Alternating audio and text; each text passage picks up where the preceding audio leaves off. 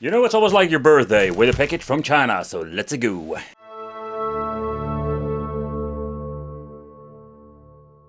Very rare here in my country. There are not a lot of options out there, and most of them, if I'm finding it, are like really old ones like Sega Rally, or we're finding something emulation related. And this machine is the new version emulation related with new features. But let's talk about the racing seat itself. When you're combining it, it's okay. It's not super comfortable. It's not comparable with, let's say, a play seat. The seat is on rails like with your car, so you can adjust it for people with different height. The overall quality is made of thick plastic. It would be very cool if you're putting in some speakers in it. The cushion on it is also quite hard. And when you're looking at the back, there is nothing in there. How cool would it be if you're going to have two huge speakers behind you? You can even make a surround set or something. This thing comes with a Logitech G29, a very unique thing because when you're looking at most racing cabinets, they come with these Chinese racing wheels, but this one does come with a quality racing wheel, and I think it's pretty cool. The question remains, is this thing going to be any good when it comes to the overall performance? This new model comes with the Logitech original shifter, so also that is what we're going to try out. It's going to be cool with some games to try it. Nevertheless, when you're looking at the pedals, they put this on a fixed position here at the right. It has some mixed feelings about it. Over here with door number 1 at the front, we have the coin mechanism, so if you want to put it on coin operating, you can do that.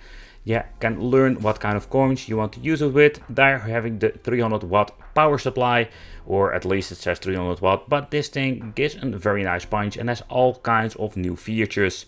Over here we're going to get two buttons, one for getting into the credits or starting the game, and at the right we can go back to the main menu. But let's take a close look at the back of the machine, what we're actually going to find. So first of all, they also come with a different kind of mainboard.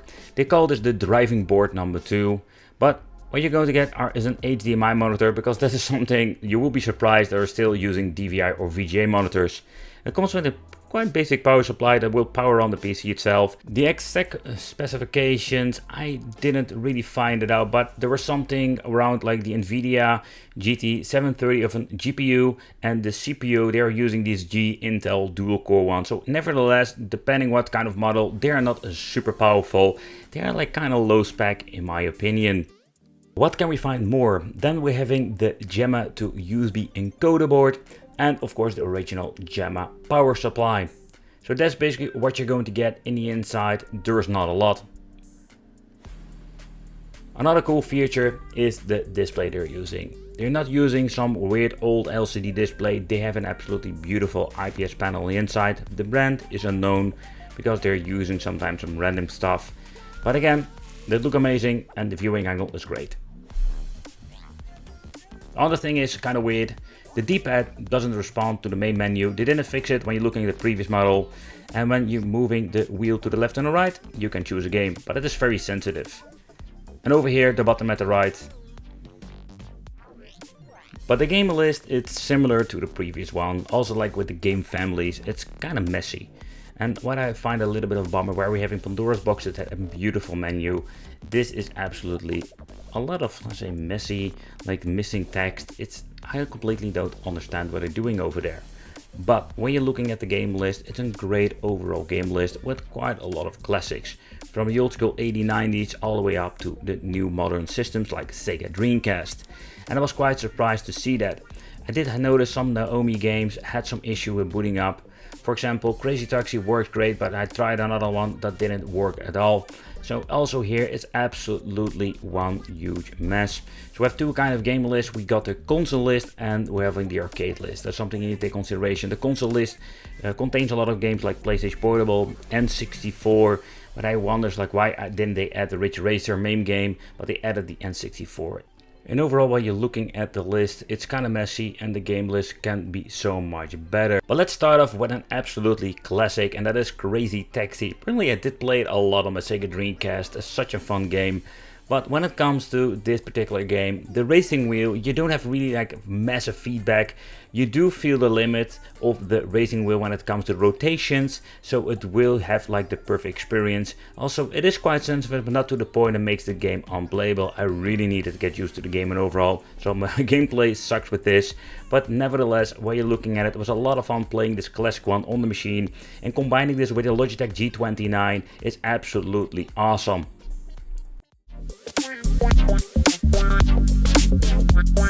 Wow.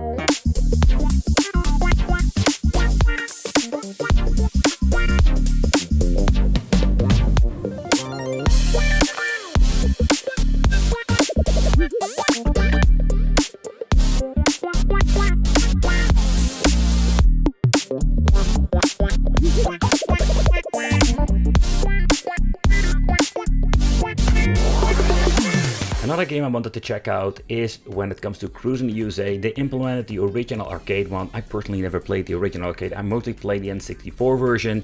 But another thing I want to check out, how is the gearbox? Will this actually work? And to my surprise, everything had been mapped correctly. So all of the 4 gears seem to be working. The strange thing is I need to get used to, maybe it's a little bit nitpicky, is that we're having a 6-gear shifter.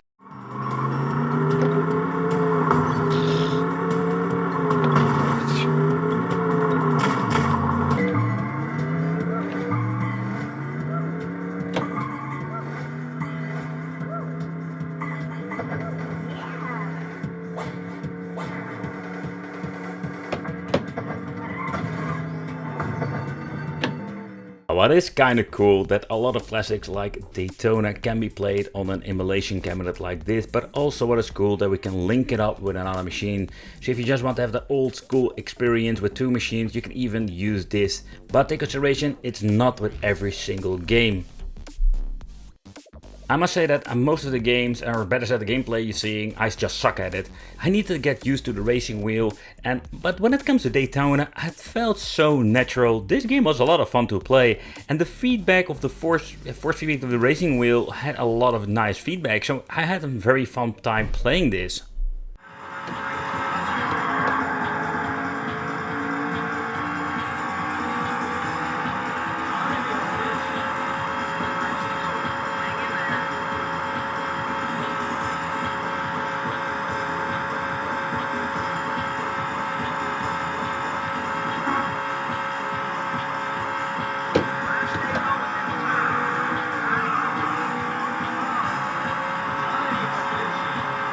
Another game I wanted to try was the Sega Rally 2 game, because it's an absolutely newer version and I instantly noticed that the force feedback is absolutely perfect. This is spot on. Every single bump you can just feel it in the road. This is where the G29 from Logitech is going to be shining. And you're going to have a lot of fun playing. So I wish they added more of these, like say, modern games where you can just experience the force feedback as it should be.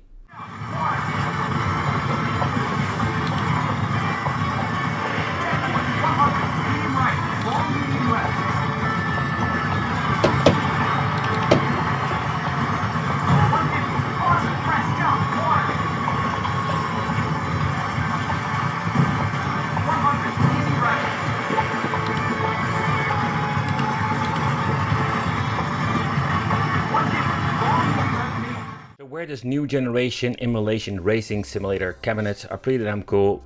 One of the things that happened that my wheel was not center anymore because I went quickly out of the game when pressing the reset button. Nevertheless, we just rebooted it and we do like a completely reset and everything works just fine. There were like these minor things that was quite annoying. Unfortunately, also the indicator of the RPM didn't work on the racing wheel because none of the game we actually played was supporting this. So that's something you need to take consideration. A lot of new games, new features.